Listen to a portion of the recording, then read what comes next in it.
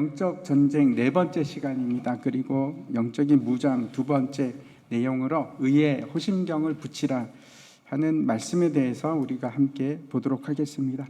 최근 이제 세상이 끊임없이 요동치는 것 같습니다. 정말 이런 일이 터지고 저런 일들이 터지고 쉴 새 없이 그렇게 진행이 되는 것 같은데, 오늘 이제 주제가 의에 관한 것이기 때문에 최근의 일들을 보면서 제가 과연 의라는 것이 무엇인가 하는 것을 또 생각해 볼 기회가 되었습니다. 여러 가지 중에서도 제가 이제 하나씩 마음에 떠오르는 것을 말씀드리면, 그 중에 하나는 정의 기억 연대 파문입니다. 제가 누구 편이 옳다 하는 것은 전혀 말씀드릴 자격도 없고 모릅니다. 그런데 이 일들이 이제 뉴스로 보도가 되면서 이 보도를 통해서 이제 우리가 드러나는 것을 보면은 정의 기억 연대, 그러니까 이제 국제적으로 위안부에 대해서 많은 활동을 하고 의를 세우기 위해서 노력했던 것은 우리가 잘 알고 있습니다. 그런데 지금 이제 재정적인 의혹이 그것이 사실이건 아니면은 아니건 간에 그 의혹으로 이제 타격을 많이 입을 것 같습니다. 그 일을 보면서 이제 여러 명의 등장 인물들이 있습니다. 이용수 할머니도 계시고 또 정미양 씨도 계시고 정의 기억 연대도 있고 또 그것을 보도하는 언론도 있고 또 그것에 대해서 자기의 주장을 펴는 농객들도 있고 여러 사람들이 있습니다. 근데 제가 생각하는 것은 그 중에 정말 의라는 것은 무엇일까? 정의라는 것은 뭘까 하는 겁니다.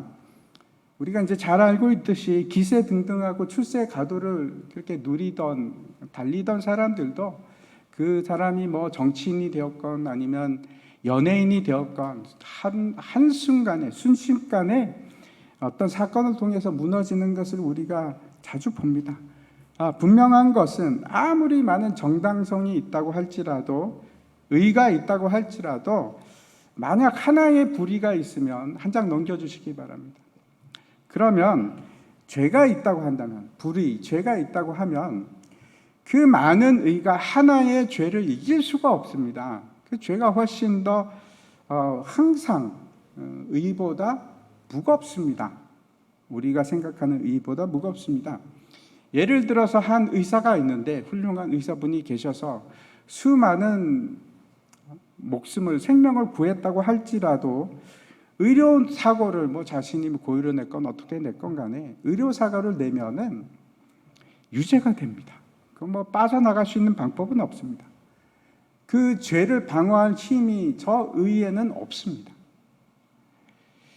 여러분 아마 그 뉴스를 통해서 소식을 들으셨으리라고 생각을 하는데, 미국 미네소타에서 큰 사건이 발생했습니다. 그렇죠. 한 경찰관이 흑인의 목을 눌러서 죽은 사건입니다. 혹시 그 장면을 영상으로 보셨는지 모르겠습니다. 제가 봤는데 정말 끔찍한 사건입니다. 아무리 봐도 명백하게 이제 경찰이 무리했던 거 틀림없이 잘못한 것으로 보입니다. 미국에 있는 경찰은 참 무섭습니다. 정말 많이 무섭습니다. 제가 아무 죄가 없다고 할지라도 그냥 무섭습니다. 우리나라에서는 그렇죠. 경찰하고 싸움을 할 수 있습니다. 말싸움도 하고 막 합니다. 그렇죠. 근데 미국에는 어림도 없습니다. 조금이라도 불순종, 순종 아닌 듯한 yes sir 하고 그냥 순종을 해야지, 아닌 듯한 모습을 보이면 바로 수갑을 채우고 그 무력 행사로 들어갑니다. 제가 이제 미국에 있을 때 경험한 일인데, 제 룸메이트가 있었는데 이 친구가 술을 좋아했습니다. 그래서 술이 많이 취했는데 경찰관이 오라고 했습니다. 근데 술 취한 사람이 그걸 말이 듣습니까? 말을 듣습니까? 안 들었지요. 그랬더니 여차 없이 경찰 거대한 이런 경찰이 3명이 덮쳐서 수갑을 채우고 이제 때렸습니다. 때려가지고 제 친구 얼굴이 이렇게 부고 바로 감옥에 들어갔습니다. 그래서 그 친구 빼내는데 보석금 주고 빼냈는데 그 기억이 있고, 그래서 그 다음부터는 이제 경찰만 보면 무섭습니다. 죄가 없어도 무섭습니다. 다시 이제 저 사건으로 돌아가서 미국 경찰로 인해서 플로이드라는 그 흑인이 목이 졸려서 죽고 나서 미국의 여러 도시에서 이제 시위가 일어나고 소요 사태가 일어났습니다. 문제는 그 시위가 그냥 시위로 끝나는 것이 아니고 방화가 일어나고 막 상점, 가게 약탈이 부수고 돌아가서 약탈을 하는 겁니다. 한국에서는 시위를 해도 아주 평화스럽게 하고 아주 뭐 질서를 지키면서 합니다. 그렇죠. 옛날부터 그랬습니다. 제가 뭐 대학교 다닐 때도 보면 그랬습니다. 뭐 피해를 안 주려고 하는데 미국은 전혀 그렇지 않은 것 같습니다. 그런 점에 있어서 미국보다 한국이 훨씬 더 민도가 높지 않나, 저는 뭐 개인적으로 그렇게 생각을 합니다. 한국은 뭐 시위를 해도 심지어는 자기 주변에 있는 쓰레기도 다 치워가지고 가지 않습니까? 그 정도인데 아마 여러분들 중에서도 1990년에 있었던 LA 폭동 사건 아마 기억을 하실 겁니다. 제가 잘 아는 분이 그 중심에 있었기 때문에 저도 뭐 너무나 뚜렷하게 기억을 하는데, 그 사건이 어떻게 일어났는가 하면 로드니 킹이라는 흑인이 있었는데 과속을 했습니다. 과속을 하고 있는 중에 이제 경찰들이 막 따라 붙었죠. 그래서 결국은 잡고 나서 이제 무차별 폭행을 당합니다. 그래서 이 로드니 킹이라는 사람이 청력을 완전히 잃습니다. 근데 이제 그럼에도 불구하고 경찰은 다 무죄 석방이 되었죠. 그래서 이제 분개하기 시작했는데 사람들이 그 며칠 후에 또 어떤 일이 있었는가 하면 두순자라는 분이 계셨습니다. 한국 분인데 미국 LA에서 이제 조그만 이제 슈퍼 같은 걸 하는데 거기에 이제 15살 난 여자 흑인이 와서 이제 들어왔다가 시비가 붙은 겁니다. 이제 사실은 그 여자애가 훔치지는 않았는데, 물건을 훔치지는 않았는데 오해를 한 겁니다. 그 얘기를 하다가 보니까 뭐 미국 흑인 여자애 뭐 15살이라도 덩치가 크죠. 그래서 이제 때리려고 하고 그걸 또 하다 보니까 이제 그분이, 여자분이 이제 한국분이 총을 쏴서 그 여자애가 죽었습니다. 그래서 그것이 로드니 킹 사건하고 두순자 그 사건하고 발단이 돼서 LA에서 폭동이 일어나는데 뭐 어마어마한 뭐 전쟁을 방불케 하는 그런 일이 일어났습니다. 전쟁터가 된 겁니다. 그리고 한인들이 그 사건으로 인해서 엄청난 피해를 입었습니다. 제가 왜 이런 문제들을 말씀드리는가 하면 그런 상황에서 정의, 의로움이라는 것은 도대체 어디에 있는가 생각해 보십시오. 저 경찰은 제가 이제 뭐 저도 잘 몰랐는데 지금 백인에 대한 아주 우월감을 가지고 있는 분이라고 합니다. 아무튼 저 사람은 저 사람 나름대로의 의로움, 정의라는 개념을 가지고 있는 겁니다. 그래서 그게 의롭다고 생각하는 겁니다. 저 죽은 프로이드도 마찬가지입니다. 뭐 그러면 여러분 한번 생각해 보십시오. 저 경찰이 의롭습니까?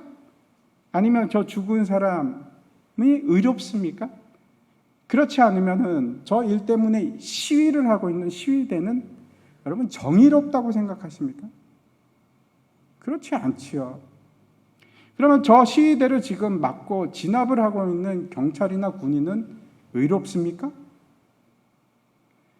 아니면 저 사건 때문에 지금 트윗을 계속 날리고 있는 트럼프 대통령은 정의롭습니까? 도대체 뭐가 정의고 어디에서 우리는 의로움이라는 걸 찾을 수 있습니까? 정의라는 거, 의로움이라는 게 그럼 도대체 뭘까요? 어쩌면 심지어 세상이 말하는 정의에서 저나 여러분, 우리가 개인이 생각하는 그 정의라는 거하고는 전혀 개념이 다를 수도 있습니다. 몇 년 전에 굉장히 히트를 친 책이 있습니다. 베스트셀러, 그렇죠. 저 하버드대 교수인데 마이클 샌델이라는 분이 정의란 무엇인가라는 책을 지었습니다. 저도 이제 사서 봤었는데 그 책에서 정의에 대해서 여러 가지 주장과 정의에 대한 데피니션, 정의를 얘기를 하고 있고 그 한계들을 계속해서 얘기를 합니다. 이를테면 공리주의자들은 이렇게 얘기합니다. 최대 다수의 행복, 최대 행복이 곧 정의다. 그럴듯하게 보입니다. 근데 너무나 허점이 많죠. 다수를 위해서는 그러면 소수가 희생돼도 좋다는 것이 공리입니다. 공리주의입니다.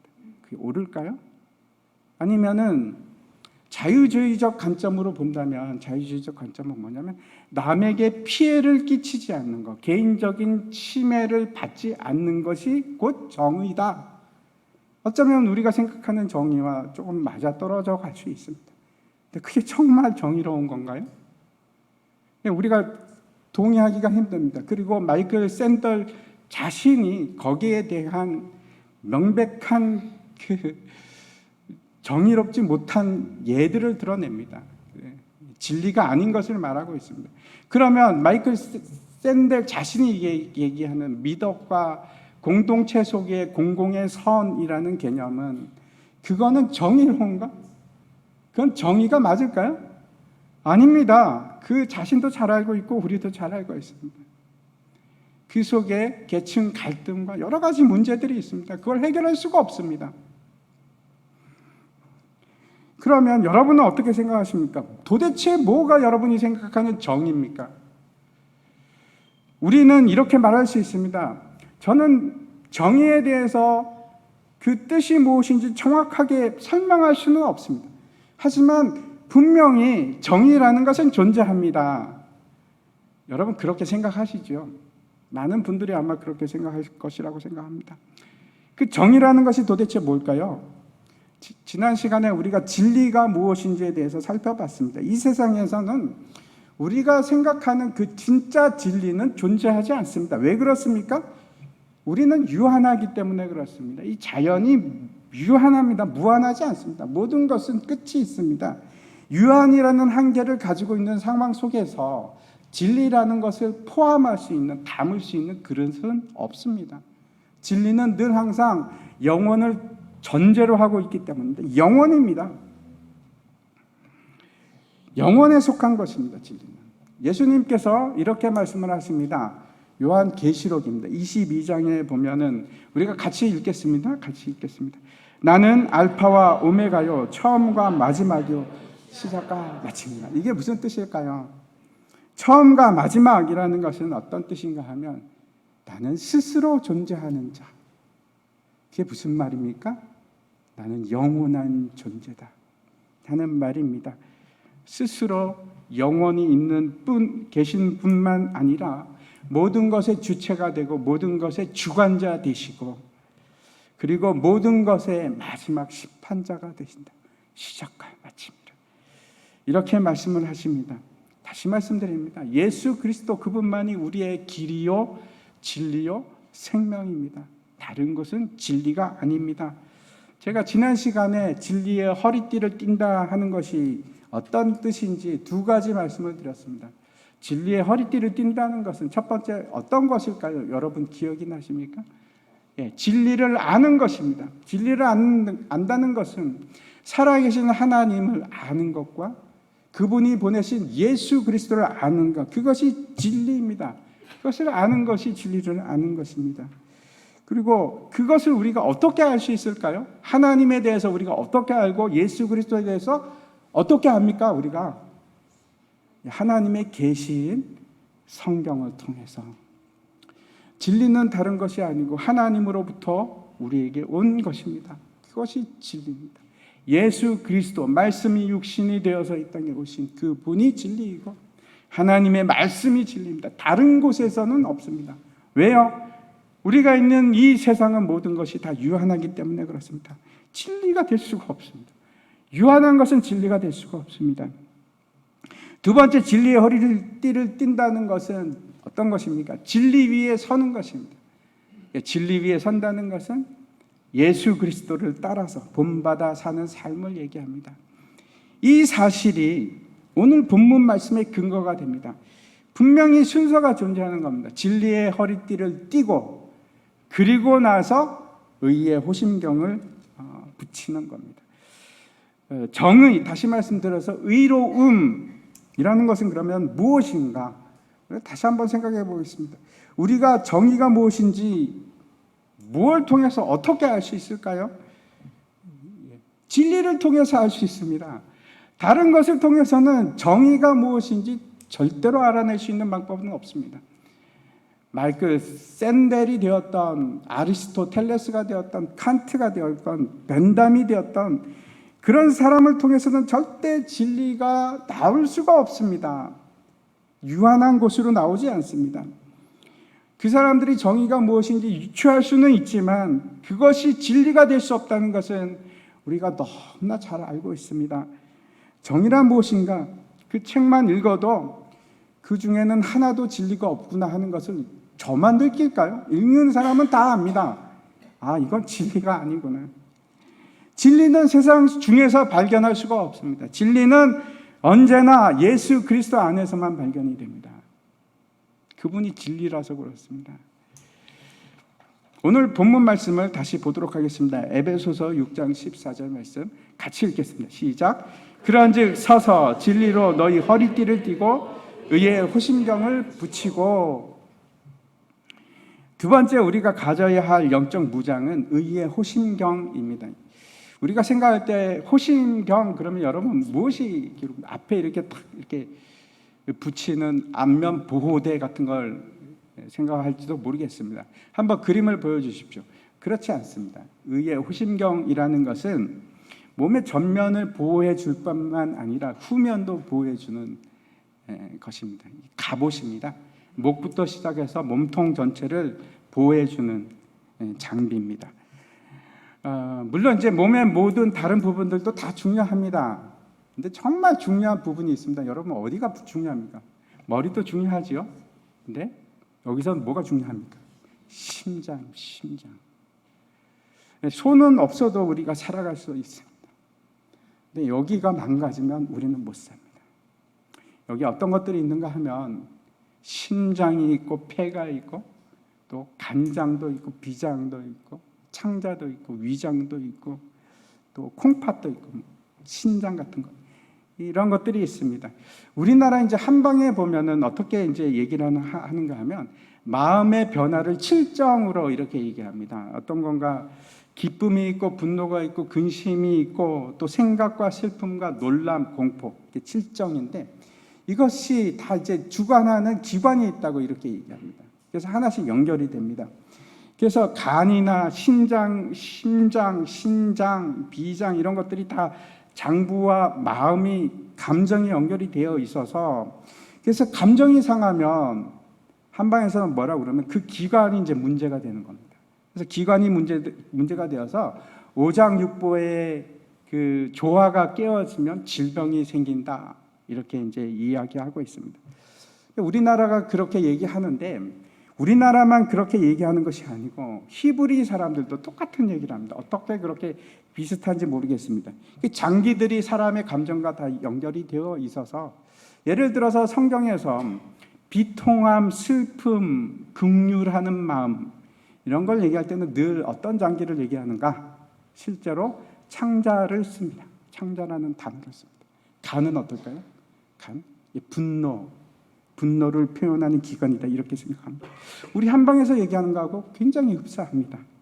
그래서 제가 왜 무슨 말씀을 드리는가 하면 의의 호심경 하면 이 의의 호심경이 하는 역할은 우리가 이 세상에서 마귀와 싸움을 하고 씨름을 할 때에 우리의 감정과 마음을 보호하는 역할을 하는 것이 이 호심경입니다. 우리의 감정과 마음을 보호합니다. 이 일과 굉장히 밀접한 관계를 가집니다.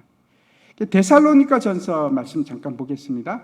우리 함께 읽겠습니다. 시작. 우리는 낫에 속하였으니 정신을 차리고 믿음과 사랑의 호심경을 붙이고 구원의 소망의 투구를 쓰자. 사도 바울이 여기서는 뭐라고 하는가 하면 의의 호심경 이렇게 얘기하지 않고 뭐라고 합니까? 믿음과 사랑의 호심경. 똑같은 사도 바울이 왜 여기서는 믿음과 사랑의 호심경이라고 할까요? 동일하게 한 번 했으면 지조가 있지 계속 똑같이 의의 호심경 이렇게 쓰지 않고 믿음과 사랑의 호심경이라고 썼을까요? 우리가 이 일을 통해서 이 구절을 통해서 의의 호심경이라는 것은 믿음과 또 사랑과 관계가 있구나 하는 것을 눈치챌 수 있습니다. 믿음과 사랑입니다. 다시 돌아가서 의롭다 하는 것을 우리가 다시 무엇인가, 의로움이 무엇인가. 앞에서도 제가 잠깐 말씀을 드렸는데 세상 사람들은 공공의 선한 양심이 의로움이다. 아니면은 또 남에게 피해를 주지 않는 것이 의로움이다.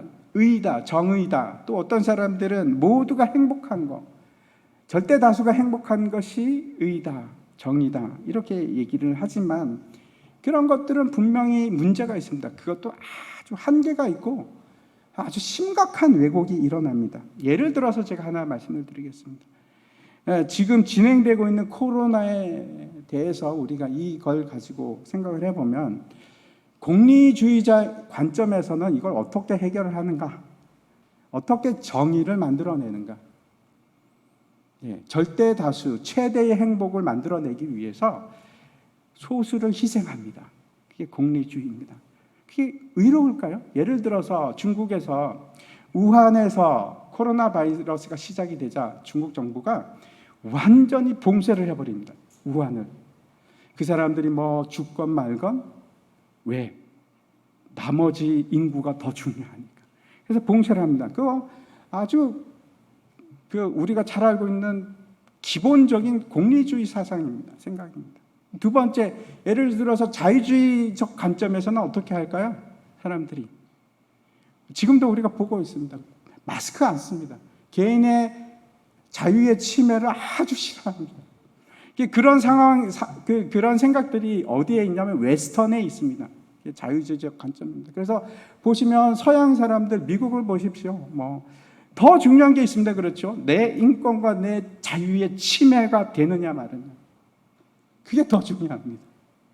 그게 의로울까요?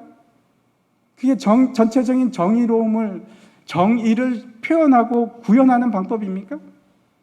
아니죠.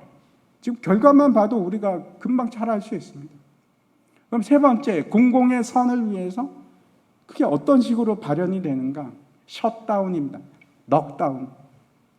많은 절대 다수의 그 공동체의 안위를 위해서, 선을 위해서 어떻게 하는가 하면 넉다운을 시켜버리는 겁니다. 근데 문제가 있습니다. 그 넉다운을 시키면은 부유하고 돈이 있는 사람은 괜찮습니다. 문제가 없습니다. 그런데 갈등이 일어날 수밖에 없습니다. 하루하루를 벌어먹고 사는 사람들, 그런 사람들은 어떻게 할까요? 제가 어제도 이제 인도 선교사님, 브라질 선교사님하고 대화를 나누었는데 죽습니다. 넉다운을 하니까 코로나에서 죽는 것이 아니고 굶어서 죽는 겁니다. 먹을 것이 없어서. 하루하루 벌어먹는 사람이 일자리가 없어졌는데 어떻게 하겠습니까? 여러분들도 신문지상에서 보셨죠? 딸이 아버지를 자전거에 태우고 1200km를 갑니다.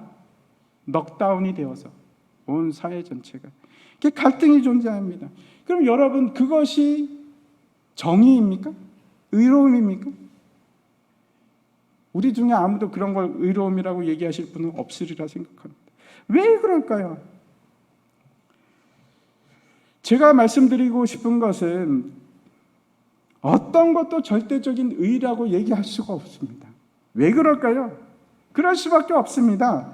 모든 것이 절대적인 기준에서 떠나서 있기 때문에 그렇습니다. 진리 위에서 기초한 것이 아니라서 그렇습니다. 모든 것이 상대적이고 모든 것이 비교적입니다. 상대적인 것에서 진리가 나옵니까? 아니요. 진리는 절대에서 나오는 겁니다. 영원한 것에서, 변하지 않는 것에서. 그게 진리입니다. 다시 말씀드려서 세상의 유라는 것은 언제나 진리 위에 기초한 것이 아닙니다. 세상에는 진리가 없기 때문에 그렇습니다. 의라는 것은, 의로움이라는 것은 진리가 없으면 존재할 수가 없습니다. 그래서 다시 우리가 진리를 알기 위해서 눈을 어디로 돌려야 하는가? 성경, 하나님의 말씀으로, 진짜 진리로 우리의 관점과 시각을 돌릴 수밖에 없습니다. 성경이 말하는 의가 있습니다. 두 가지입니다. 두 가지 의에 대해서 얘기합니다.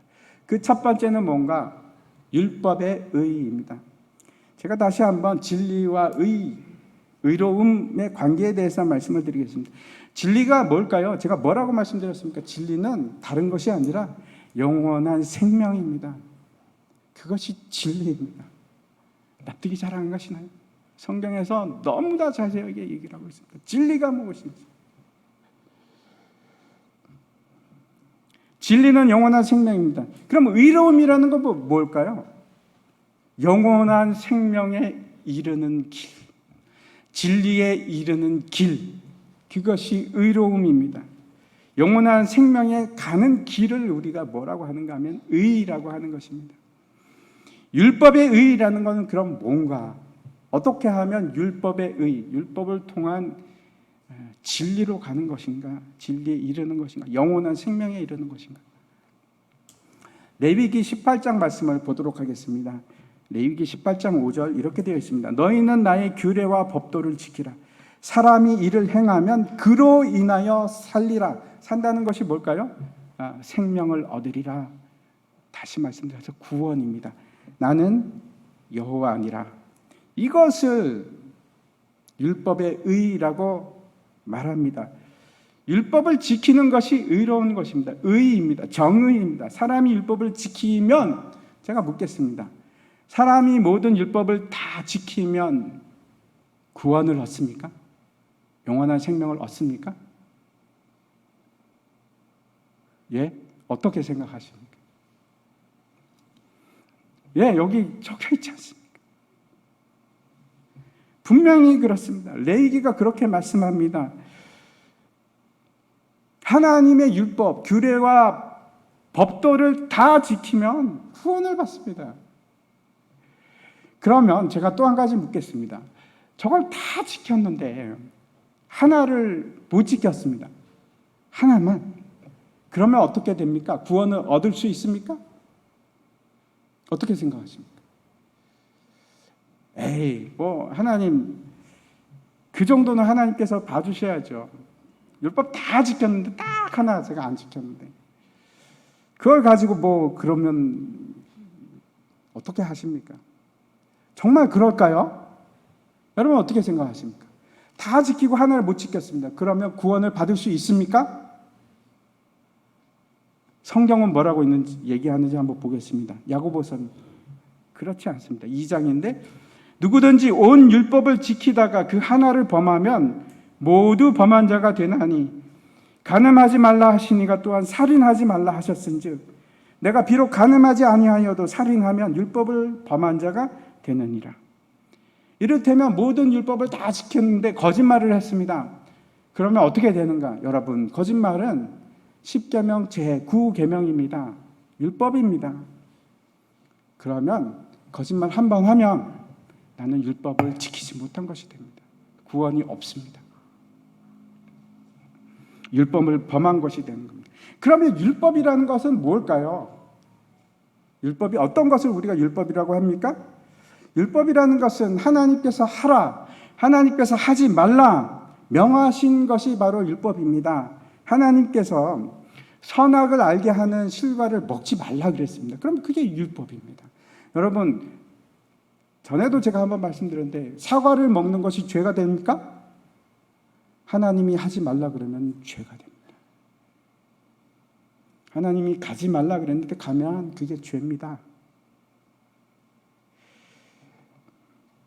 우리가 생각과 달리 성경은, 즉 진리가 말씀하시는 것은 뭔가 하면 샌델이 얘기한 거하고 다릅니다. 아리스토텔레스나 아니면은 칸트가 얘기한 거하고 다릅니다. 공공의 선이 의로움이 됩니까? 하나님의 길을 떠나 서는 것이 죄입니다. 순종하지 않는 것을 선이라고 하지 않고 악이라고 합니다. 정의가 아닙니다. 하나님의 말씀에서 떠나 사는 것이 죄이고 하나님의 말씀 안에 사는 것을 뭐라고 합니까? 그걸 의로움, 그걸 정의라고 하는 겁니다. 그걸 공의라고 합니다. 세상하고 다릅니다. 하나님의 말씀에 순종하지 않는 것이 죄입니다. 제가 다시 말씀드립니다. 하나님을 향하지 않는 모든 것은 다 죄입니다. 모든 것이 다 죄입니다. 남에게 해를 끼치지 않더라도 내가 하나님을 향하지 않고 있으면 그건 죄입니다. 선한 것이 아닙니다. 내가 살아계신 하나님을 인정하지 않는 것, 그것이 죄이고 하나님의 말씀을 듣지 않는 것, 순종하지 않는 것, 그게 죄입니다. 그래서 우리 모두는 다 죄인입니다. 로마서 말씀 우리가 잘 알고 있죠? 3장 23절 말씀 같이 읽겠습니다. 모든 사람이 죄를 범하였음에 하나님의 영광에 이르지 못하더니 이 세상 어떤 사람도 율법의 의로는 완전하다 함을 얻을 사람이 단 한 사람도 없습니다. 세상에 죄를 짓지 않는 사람이 어디 있겠습니까? 단 한 사람도 없습니다. 세상 모든 사람들은 죄인입니다. 계속해서 로마서 3장 말씀 20절부터 제가 읽어보도록 하겠습니다. 그러므로 율법의 행위로 그의 앞에 의롭다 하심을 얻을 육체가 없나니 율법으로는 죄를 깨달음이니라. 이제는 율법 외에 하나님의 한 의가 나타났으니 율법과 선지자들에게 증거를 받은 것이라. 곧 예수 그리스도를 믿음으로 말미암아 모든 믿는 자에게 미치는 하나님의 의인이 차별이 없느니라. 이것이 성경이 말씀하고 있는 두 번째 의입니다. 율법의 의로는 이 세상에서 구원을 받을 수 있는 사람은 아무도 없습니다. 그런데 이제는 율법 외에 하나님의 한 의가 나타났으니 이렇게 말씀합니다. 그리고 율법과 선지자들로부터 증거를 받았다. 이게 무슨 말일까요? 율법과 선지자는 사람을 얘기하는 것이 아니고 뭘까요? 성경을 얘기합니다. 진리를 얘기하는 겁니다. 진리로부터 확증을 받은 것이 있는데 그것이 뭐라고요? 진리를 통해서 우리에게 계시한 것이 있는데 그게 뭐라고요? 하나님의 한 의입니다. 그거는 여러 개가 아닙니다. 여러 가지 의를 얘기하는 것이 아니고 유니크한 하나님의 단 하나의 의. 그게 뭔가? 예수 그리스도.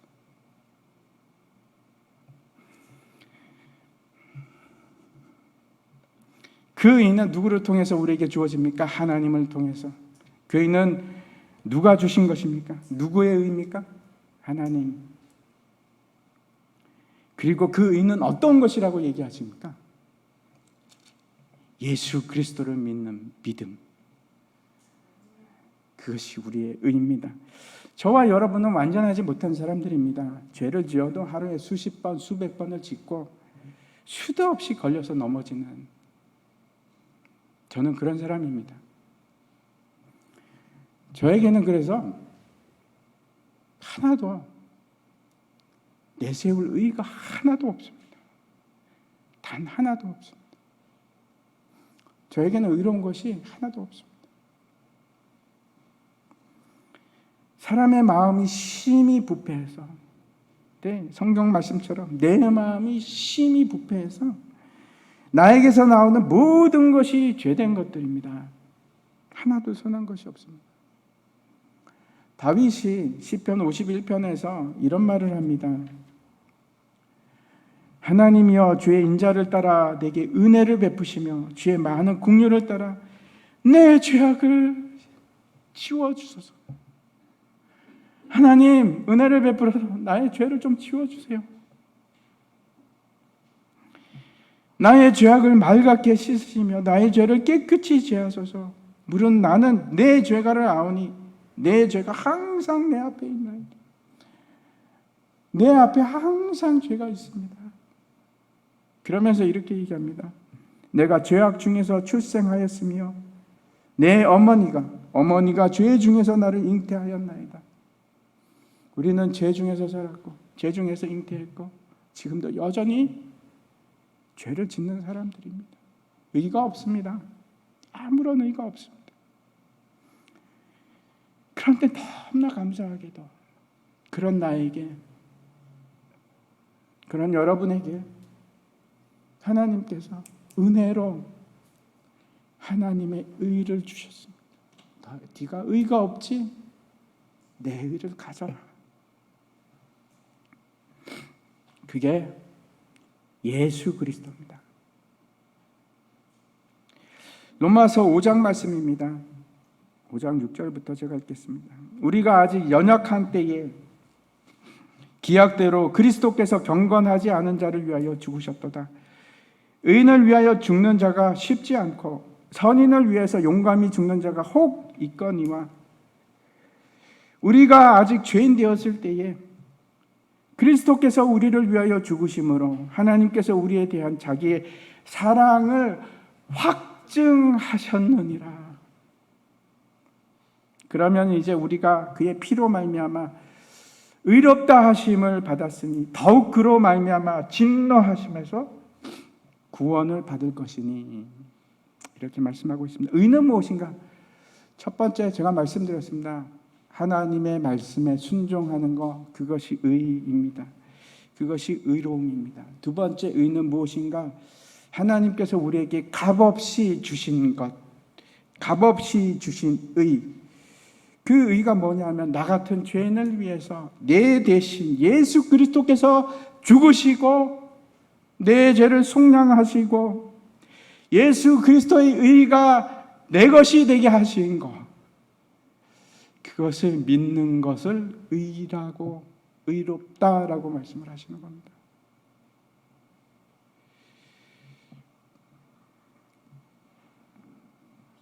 그래서 예수 그리스도의 의를 나의 의로 믿는 것, 그 믿음을 의라고 하고, 그 일을 위해서 하나님께서 그 아들을 보내시고 죽이신 십자가를 하나님의 사랑을 확증하는 것이 의입니다. 여러분, 우리가 생각했던 거하고 좀 많이 틀리죠. 의로움은 무엇이 의로움인가? 예수 그리스도를 믿는 것이 의로움이고, 그 예수 그리스도를 주신 하나님의 사랑을 확신하는 것, 그게 의로움입니다. 그래서 의로움이라는 것은 나를 위해서 죽으신 죽으심에 대한 믿음과 그 사랑을 빼고서는 의로움에 대해서 얘기할 수가 없습니다. 다시 말씀드립니다. 세상 사람들이 얘기하는 가짜, 진리가 아닌 의는, 참 의로움이라는 것은 무엇인가? 믿음과 사랑. 예수 그리스도를 믿는 믿음, 하나님의 사랑. 여러분, 하나님의 사랑을 빼고 의로움에 대해서 얘기할 수 있습니까? 없습니다. 예수 그리스도의 십자가를 빼고 의로움에 대해서 얘기할 수 있습니까? 아니요, 없습니다. 의로움이라는 것은 그래서 예수 그리스도의 믿음과 하나님의 사랑인데, 다시 앞에서 봤던 데살로니가전서 말씀 5장 8절 있죠? 다시 한번 보겠습니다. 같이 읽겠습니다. 시작. 우리는 낫에 속하였으니 정신을 차리고 믿음과 사랑의 호심경을 붙이고. 여러분, 이제 저 믿음과 사랑이 왜 의가 되는지 이해하셨지요? 왜 의의 호심경이 믿음과 사랑으로 바뀌었는지 이해를 하셨지요? 의의 호심경을 붙인다는 것은 그래서 무슨 뜻인가? 예수 그리스도에 대한 믿음과 하나님의 사랑으로 우리의 심장을 보호하는 것입니다. 사단이 하는 일이 있습니다. 사탄이 우리에게 하는 일은 고소하는 일입니다. 저도 알고 여러분도 잘 알고 있는 사실 중에 하나는 우리는 지극히 연약하다는 것입니다. 만약에 믿음과 사랑의 의의 호심경을 우리에게 붙이지 않으면 우리는 견딜 수가 없습니다. 이길 수가 없습니다. 우리 신분이 어떤 자인지 확신하지 못하면 우리는 이 전쟁에서 견뎌낼 수 있는 방법은 없습니다. 사탄이 우리를 끊임없이 고소합니다. 사탄이 우리를 향해서 직접적으로 하는 것이 아니고 가장 처음에 쓰는 방법이 있습니다. 우리 자신입니다. 우리 자신을 통해서 고소를 합니다. 내 자신이 나를 고별하는 겁니다. 너는 안 돼. 다른 사람은 몰라도 너는 안 돼. 네가 무슨 집사야. 네가 무슨 권사야. 네가 무슨 목사야. 그렇게 고소를 합니다. 다른 사람은 몰라도 내 자신은 나의 죄에 대해서 잘 압니다. 사탄이 그걸 이용해서 공격합니다. 고소를 합니다. 그래서 내가 지은 죄로 인해서 내 자신이 나를 괴롭히도록 그렇게 만들어가는 겁니다. 기억하십시오. 우리의 죄는 예수 그리스도께서 십자가에서 흘리신 보혈의 피로 완전히 사함을 받았습니다. 더 이상 사탄이 우리를 고소할 수가 없습니다. 내가 의로워서 그런 것이 아니라 우리 예수님께서 의롭기 때문에, 그 일을 내가 가지고 있기 때문에 더 이상 사탄은 나를 고소할 수 없습니다. 그럴 자격이 없습니다. 속지 마십시오. 우리는 그리스도인입니다. 우리가 지은 모든 죄는 십자가상에서 예수님께서 흘리신 피로 죄사함을 받았습니다. 더 이상 고소당하지 않아도 됩니다. 확신하십시오. 의의 호심경을 가지십시오. 예수 그리스도를 믿는 믿음을 가지십시오. 여러분의 심장과 여러분의 가슴과 생각을 보호하십시오. 감정을 보호하십시오. 네가 무슨, 너는 죄인이야, 너는 안 돼. 아닙니다. 이전에 우리는 연약한 가운데 있었고 죄의 노예로 삼았지만 이제는 그렇지 않습니다. 선포하십시오. 이전에는 내가 그랬지만 이제는 아니야. 내 의가 아니라 나는 예수 그리스도의 의를 가지고 있어. 어떠한 누구도 감히 나를 고소할 수 없어. 선포하십시오. 나는 하나님의 자녀야. 의의 호심경으로 여러분의 가슴을 보호하십시오. 무너지지 않도록. 사탄이 공격하는 것이 있습니다. 여러분의 감정입니다. 무너뜨리는 겁니다. 감정과 기억을 통해서 우리에게 고소합니다. 여러분, 우리를 무너뜨리는 그걸 기억하시고, 우리는 우리의 감정을 의지하지 않습니다. 우리의 마음을 의지하지 않습니다. 심히 부패했던 것을 너무나 잘 압니다. 우리는 사실을 믿습니다. 예수 그리스도께서 우리를 위해서 죽으신 그 사실을, 그 믿음을 잊지 마십시오. 그걸로 물리치십시오. 예수 그리스도를 믿는 믿음과 나를 사랑하시는 하나님의 그 놀라우신 사랑을 확신하십시오. 사탄은 내 자신뿐만 아니고 내 주위 사람들을 통해서 우리를 공격하고 고소합니다. 욥의 친구들을 보십시오. 네가 죄인이지 않느냐. 사도 바울도 같은 일을 당합니다. 수많은 사람들이 사도 바울을 고소했습니다. 비참하게 만들기 위해서 그렇게 했습니다. 너는 죄인이잖아. 맞습니다. 우리는 죄인입니다. 그런데 이제는 죄의 사슬에 매여 있는 그런 노예, 죄의 노예가 아닙니다. 고소를 당할 때 여러분, 우리가 바라봐야 될 것이 있습니다. 나의 죄를 바라보지 마시고 예수 그리스도를 바라보십시오. 예수 그리스도를 바라보십시오.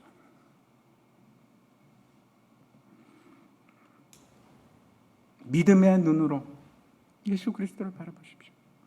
사탄이 주위 사람들만 이용해서 그렇게 고소하는 것이 아니로 우리의 환경을 통해서, 내 주위의 환경을 통해서 우리를 고소합니다. 어려움이 닥칠 때, 힘든 위기가 왔을 때, 고난이 닥쳤을 때, 여러분, 우리가 바라봐야 할 것은 그 고난이 아닙니다. 그 환경이 아닙니다. 코로나가 아니라 우리가 바라볼 것은 하나님의 사랑입니다. 끊이지 않는 하나님의 사랑.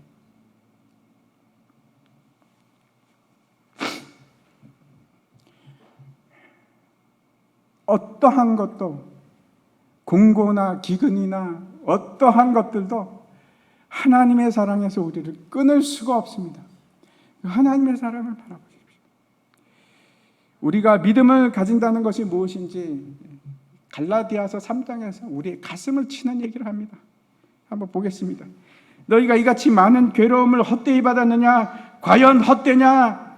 너에게 성령을 주시고 너희 가운데서 능력을 행하시는 이의 일이 율법의 행위에서냐 듣고 믿음에서냐? 아브라함이 하나님을 믿음에 그것은 그에게 의로 정하셨다 함과 같으니라. 우리가 세상을 살아갈 때 수많은 어려움이 있고 고난이 오고 괴로움이 있습니다. 지금 갈라디아서에서 뭐라고 말씀을 하는 건 그것이 헛되냐? 그렇게 묻고 있습니다. 우리가 지금도 질병들과 싸우고 있고 경제적 어려움과 싸우고 있고 사람들과의 관계 문제로 싸우고 있고 어떤 분들은 진급을 위해서 싸우고 있습니다. 그런데 성경에서 말씀하시는 것은 우리의 싸움은, 전쟁은 겉보기에는 육과 혈처럼 보이지만 그것이 아니라 실제는 영적 전쟁입니다. 그 하나하나의 전쟁을 치르면서 우리는 조금씩 내 자신을 내려놓는 연습을 합니다. 그리고 그 내려놓는 그곳에 무엇으로 채워가느냐? 예수 그리스도를 믿는 믿음으로. 나를 의지하는 것이 아니고 예수 그리스도를 믿는 믿음으로. 어려움이 닥쳐올 때마다, 내 환경이 어려워질 때마다 우리는 내 자신을 조금씩 내려놓습니다. 그리고 그곳에 무엇으로 채우는가? 하나님의 사랑으로, 확증된 하나님의 사랑으로. 반란이나 공고나 그 어떤 것들도 우리를 하나님의 사랑에서 끊을 수가 없습니다. 그것이 우리의 의의 호심경입니다. 여러분, 그것으로 여러분의 심장을 지키십시오.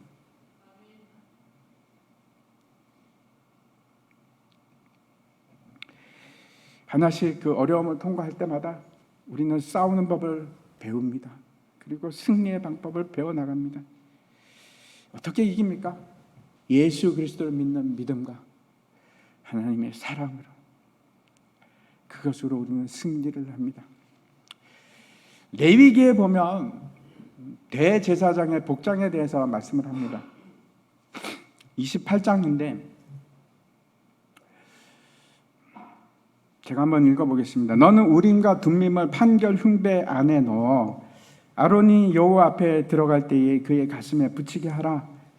아론은 여호와 앞에서 이스라엘 자손의 흉패를 항상 그의 가슴에 붙일지니라. 대제사장이 성소에 들어갈 때 항상 판결 흉패를 입고 들어가게 되어 있습니다. 제가 이제 의의 호심경을 이렇게 성경을 보면서 또 어디에서 가슴에 대해서 얘기하고 있을까 막 뒤지다가 저걸 보고 너무나 놀랐습니다. 왜 놀랐는가 하면 한번 그림 보십시오. 저게 이제 대제사장인데, 여러분, 대제사장은 누구를 상징할까요? 우리에게는 영원한 대제사장이 계십니다. 누굽니까? 예수 그리스도. 그런데 잘 보시기 바랍니다. 그 판결 흉패에는 다른 것이 아니고 앞뒤로 이렇게 붙어 있습니다. 다른 것이 아니라 판결 흉패라는 것이 12개의 보석으로 되어 있습니다. 근데 그 12개의 보석이 뭘까요? 이스라엘의 12지파. 그게 뭘까요? 하나님의 백성, 하나님의 교회입니다. 근데 이 판결 흉패라는 것이, 그 말에서 판결이라는 것이 어떤 뜻인가 하면 재판하다, 심판하다, 그런 말이 있는데 그 원래의 의미는 뭔가 하면 공의, 정의입니다. 참 놀랍죠? 의로움입니다. 그리고 흉패라는 것이 뭔가 하면 가슴입니다. 심장. 근데 그 심장이라는 말이 히브리어에서는 어떤 뜻으로 또 마음, 사랑. 예수님께서 그의 백성을 가슴에 두고 보호해 주십니다. 뭘로? 의로. 그의 의로움으로. 뿐만 아니고 그 판결 흉패에는 뭘 넣는가 하면 우림과 둠밈을 넣습니다. 우림과 둠밈이 우리가 정확하게 뭔지 잘 모릅니다. 근데 우림이라는 것은 뜻을 압니다. 그게 뭘까요? 빛의 복수입니다. 여러분, 빛이 뭘까요? 예수님께서 나는 세상의 빛이니, 진리입니다. 진리. 둠밈은 뭔가 하면 둠밈이라는 것은 완전함입니다. 근데 그 완전함도 제가 막 찾아보니까 무엇이 완전한가? 하나님의 공의, 하나님의 정의로움, 완전합니다. 그래서 제가 너무나 놀랐습니다. 하나님께서 그의 공의와 진리로 우리를 보호해 주시고 계십니다. 정확하게 저것이 의의 호심경입니다. 같은 의미입니다. 하나님의 완전하신 공의, 의로움, 그것이 우리의 마음을 지키는 능력이 됩니다. 여러분, 제가 다시 한번 말씀드리면 우리는 아무런 능력도 없고 우리에게는 의의가 없습니다. 그러나 우리에게 있는 것은 하나님의 완전하신 의로움, 하나님의 사랑이 우리를 뒤덮고 있습니다. 그걸 놓치지 마십시오. 세상에 어떤 어려움이 와도 그 사랑에서 끊을 수 없고, 세상에 어떤 대적자가 와도 여러분을 고소할 수 없습니다. 왜? 우리는 하나님의 완전한 의를 가지고 있기 때문에 그렇습니다. 그거를 이 이스라엘 12지파 그 안에다가 우림과 둠밈을 집어넣었습니다. 이게 하나님의 능력입니다. 여러분 자신 의지하지 마십시오. 우리는 그런 완전한 존재가 아닙니다. 우리의 완전함은 누구라고요? 예수 그리스도. 그분이 우리의 의입니다. 정의입니다. 어떤 누구도 죄로, 어떤 누구도 우리의 연약함으로 우리를 송사할 수 없었고 공격할 수도 없습니다. 십자가를 믿는 믿음과 하나님의 사랑이 하나님의 능력이고 그것이 저와 여러분을 승리케 하실 겁니다. 다 함께 일어나셔서 우리 함께 찬양